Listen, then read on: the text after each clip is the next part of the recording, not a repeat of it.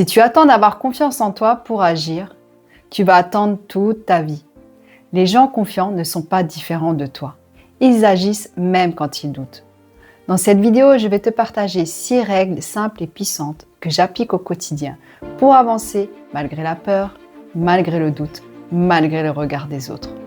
Si tu appliques juste une de ces règles, ta façon d'agir va complètement changer. Arrête d'être une marionnette.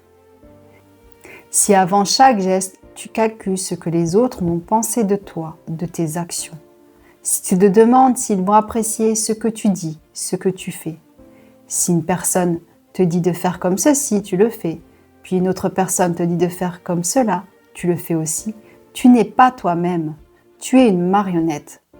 Moi aussi, j'étais comme ça avant, je ne sortais pas de ma zone de confort et je faisais ce que les gens pensaient de bien de mes actions et je m'adaptais à leur opinion.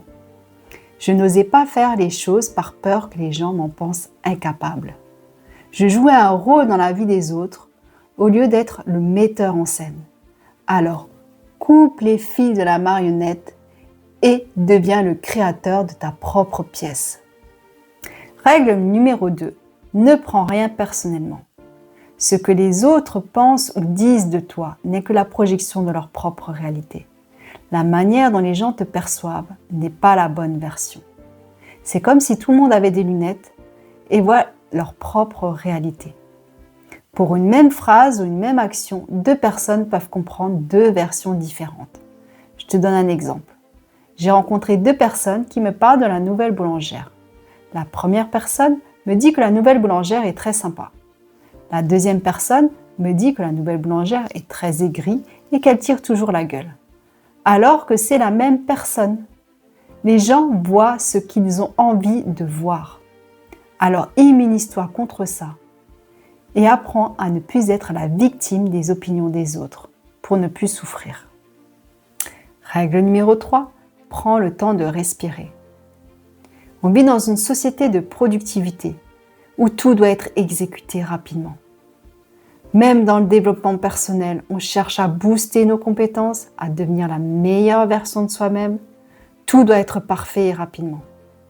Mais cela te rajoute un stress en plus.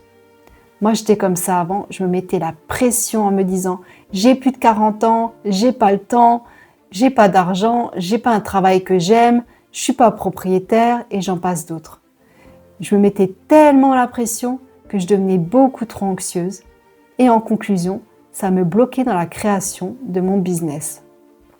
Alors, prends le temps de respirer et dis-toi que ton futur t'attend.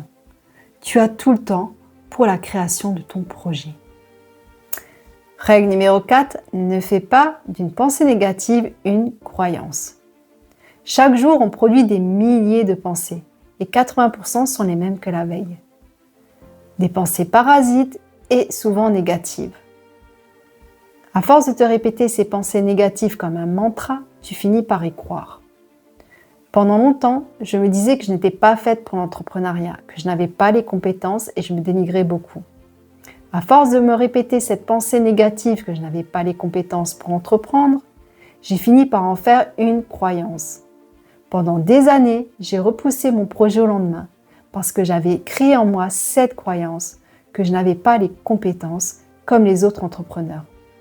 Mais entreprendre, ce n'est pas réussir du premier coup. Entreprendre, c'est oser commencer.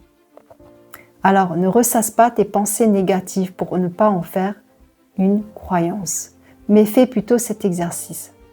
Tous les jours, chaque soir, écris tes pensées les plus récurrentes de la journée, les positives et les négatives. Les positives, c'est ok, tu les cultives le lendemain.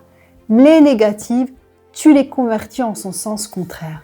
Comme par exemple, je n'y arriverai pas en j'y arriverai le temps qu'il me faut. À force, tu n'auras même plus besoin de les écrire pour les convertir. Règle numéro 5, sortir de sa zone de confort. C'est un exercice pratique que tu peux exercer tous les jours. Fais une action qui te met dans l'inconfort, qui te met mal à l'aise. Par exemple, quand j'ai posté ma première vidéo, j'ai mis des mois avant de me décider. Et quand je suis enfin passée à l'action, malgré les 0 vues, malgré que la vidéo elle n'était pas top, J'ai gagné en confiance en moi car j'ai eu le courage de la poster.